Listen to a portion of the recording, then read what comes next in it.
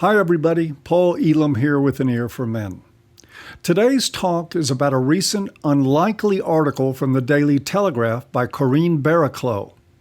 I hope I didn't butcher her name. The piece was titled, "Stop Bashing Men, It's Time to Fight Back Against Feminism." And in it, she starts out with some common sense and some ugly realities about the modern discourse on domestic violence. She says, and I quote, "Radical feminism shouldn't be allowed to hijack our fight against domestic violence. I recently asserted," she says, "that DV isn't a male problem, it's society's problem. I was called a misogynist, traitor, and disgrace," unquote. All too true and telling, of course, and no surprise at all. Feminists, despite all their claims about just seeking equality, are really engaged in a gender war against men. That is why Barraclough was called a traitor. It's a word reserved for those who defect from their expected loyalties, most often in a war. Thus, the retaliation of feminists against Ms. Barraclough for violating one of their cardinal rules. All women must mold their worldview to conform with the radical anti-male feminist narrative, even when it flies in the face of science, common sense, and moral decency, which in the case of modern feminism is almost all the time. Barraclough goes on in her article to violate a number of other feminist edicts, pointing to the actual science behind gender distribution and domestic violence, and even taking the more inflammatory route of introducing her Australian audience to Erin Pizzey, a woman who is hated above all others in the feminist realm. "I was warned to back off," said Barraclough, "so I carried on. I found Erin Pizzey, internationally famous for starting the first domestic violence shelter in the modern world in 1971. And carry on she did. She went on to tell the basics of Erin's story, with which so many people in this audience are familiar. She explained how the shelter movement Erin founded was hijacked by Marxist feminists and how they have been peddling lies about domestic violence for profit ever since. She even mentioned Erin's website, whiteribbon.org, but she did not mention it by name. And she did not mention the fact that even today the feminist attacks continue, with White Ribbon Australia using their considerable financial resources in an attempt to steal Erin's web domain. There's a link to that story and to Erin's legal defense fund in the low bar. I can only imagine it was legal concerns, which are typically addressed through editors, that led to the omission of whiteribbon.org, and that made it prudent not to mention White Ribbon Australia, an organization that has now taken to tactics common to corporate thugs in its approach to message control. They are now brazenly and with staggering hubris trying to take Pizzey's domain under the ridiculous claim that they can own something as ubiquitous and iconic as a white ribbon. It's like trying to claim ownership of the Maltese cross or the image of a dove for peace, but that is exactly what they want to do. That, as the godfather of radio commentary Paul Harvey would say, is the rest of the story. And it deserves to be told even if Australian publications are too cowardly to do it. Barraclough was spot on in her observations about feminist mutilation of the facts about domestic violence. The article, also linked in the low bar, is a good read and a great addition to a long overdue reaction to the feminist narrative in the mainstream media.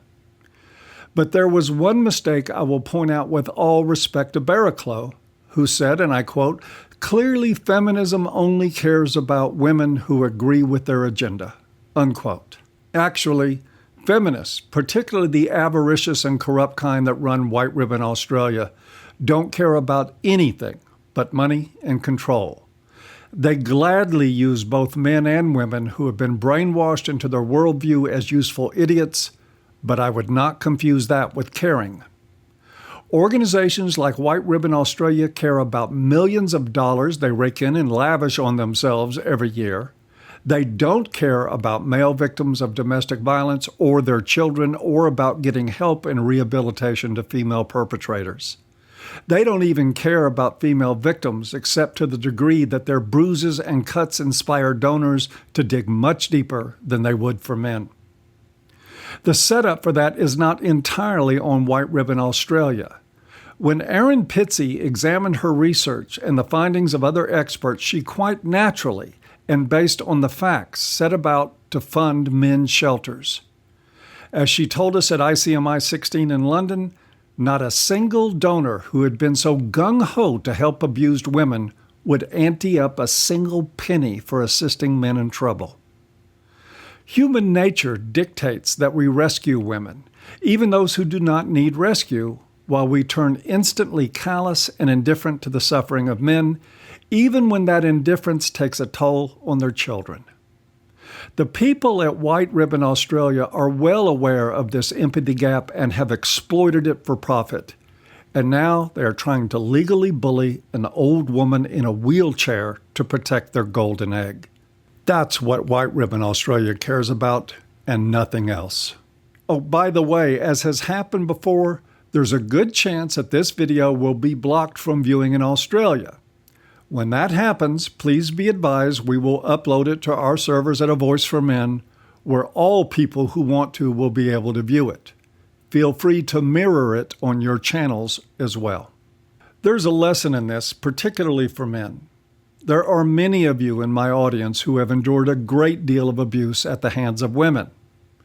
Most any of you who have ever sought help also know that men who do look for help are often subject to follow-up abuse by the system. You can thank agencies like White Ribbon Australia for that. They generate vast amounts of money selling the lie that men, as victims of abuse, don't exist, that their children, as victims of abuse, don't exist. All I can say to you, in the words of Shakespeare, is that truth will out.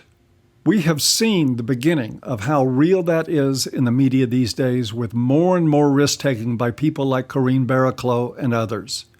It is on us, those of us who want all victims and perpetrators of violence to find help and healing, to let these groundbreakers know that there is support for their good efforts, that there is a growing audience hungry for more of the truth to come out and more of the lies to be exposed. The day will come when organizations like White Ribbon Australia buckle underneath the weight of their own hypocrisy. They will be seen for the ragtag bunch of grifters they really are. And the money they have raked in from well-meaning people over the years will dry up as a more credible, evidence-based, and morally sound model of domestic violence resonates with an increasingly informed public. It is a long battle, but it is winnable. It just depends on whether a small percentage of us continue to speak truth to power and truth to evil. For men who have been in abusive relationships and then who experienced even more abuse when they sought help, speaking up can be one of the best things, the most therapeutic things you can do for yourself. It may not be for everyone, and of course each man must decide what serves him best in his road to recovery from relationship and social service abuse, but many will find that taking a public stand, that yanking the covers off all the lies whenever they show themselves, has great benefit to the spirit. Even men who have not been abused, but who have nonetheless been offended by the level of dishonesty in and the damage caused by the domestic violence industry, can play a role in helping victims of abuse by standing up and asserting the humanity and inherent worth of men, and by calling out organizations like White Ribbon Australia for exactly what they are. Well, that's it for tonight. Thanks for listening. As always, I hope you've enjoyed today's talk, even if you haven't, and see you next time.